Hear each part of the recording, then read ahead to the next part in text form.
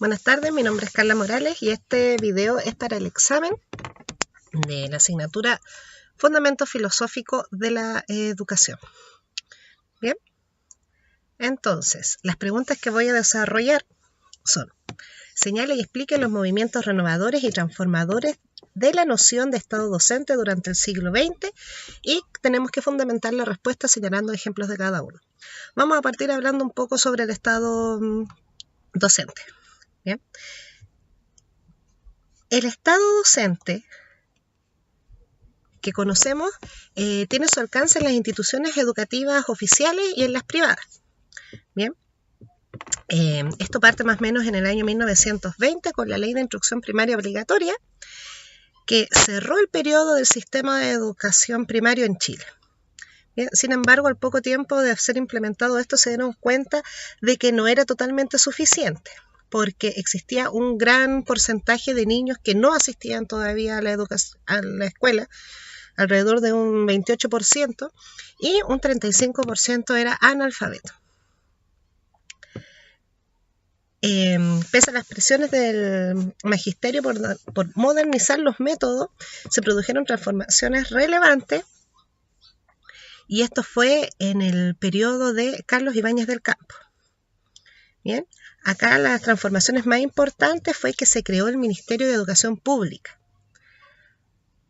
Bien, también se creó la Superintendencia de Educación Nacional y una serie de otras instituciones sintetizadas en la frase en la administración del propio mandatario.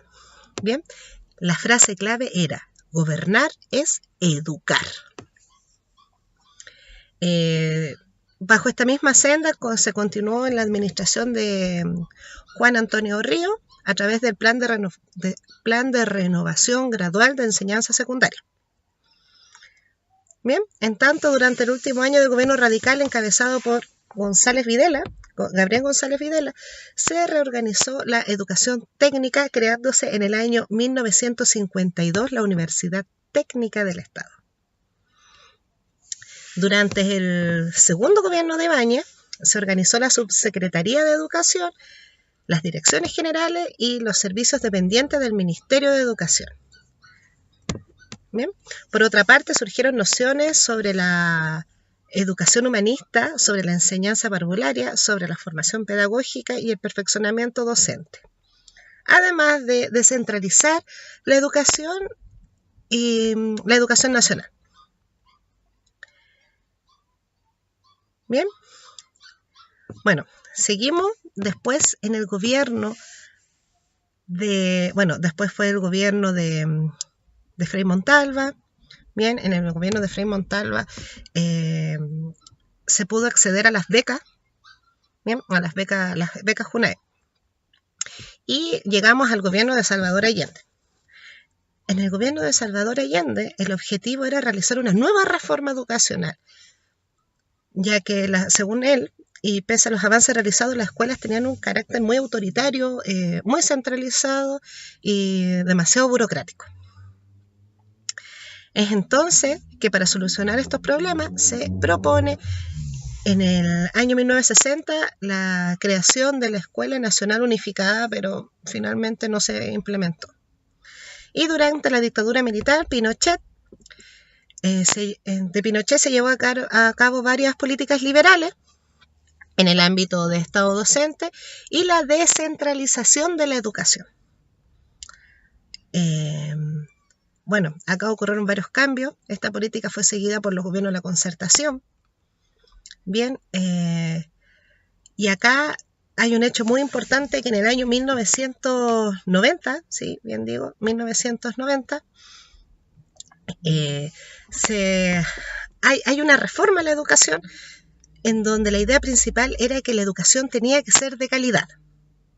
Bien, cosa que hasta el día de hoy nosotros estamos buscando. Bien, acá en este gobierno fue donde se creó la LOCE, la muy citada LOCE, la Ley Orgánica de la Constitución de Enseñanza. Bien, bueno, nos saltamos al año 2006, en donde tenemos la primera revolución estudiantil, movilización estudiantil a la que llamamos nosotros Revolución Pingüina, que fue liderada por estudiantes secundarios, en donde se logran muchas cosas. Se deroga la ley orgánica de Constitución de Enseñanza, se da un fin a la municipalización de la enseñanza, existe gratuidad en la prueba de selección universitaria, la PSU, hay pase escolar gratuito y unificado, la tarifa escolar es gratuita para los niños de enseñanza media, se pone fin a la municipalización de la enseñanza y se regulan también los centros de alumnos. Es acá cuando se crea la LGE y fue por el movimiento de los estudiantes secundarios que hasta el día de hoy nos ha llevado a una revolución bastante grande y que los alumnos se interesen mucho más por la educación, tomen rienda. Bien, bueno, la segunda pregunta de nuestro examen es: señale y explique la influencia de la herencia greco-latina y de la cristiandad para el sistema educativo chileno.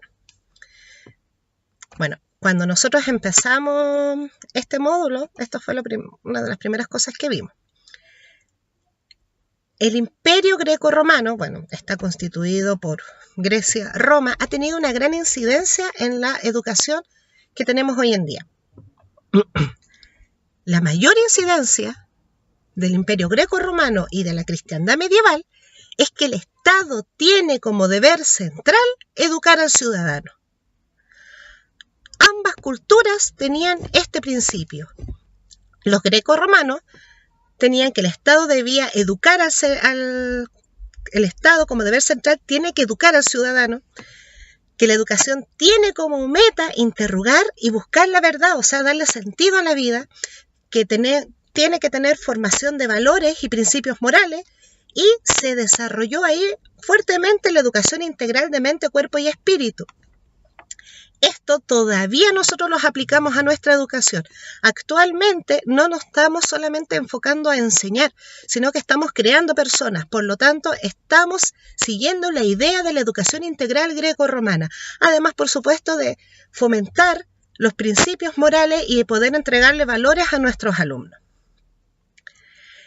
Sobre la cristiandad medieval, la cristiandad medieval, como dije recién, también tenía como que el Estado, como deber central, tiene educar al ciudadano, y además en la cristiandad medieval se crearon universidades, cosa que hasta el día de hoy tenemos. El modelo educativo de la educación imperial es que el Estado incentivaba la educación, que es un pilar fundamental de hoy en nuestro Estado docente. Y se creó también en la época de la cristiandad medieval el primer monasterio mixto, ¿bien? Cosa que hasta el día de hoy tenemos bastantes colegios mixtos, y esas son todas las incidencias que han tenido estas culturas en lo que hoy nosotros tenemos en nuestra educación. Espero les haya gustado mi respuesta. Saludos.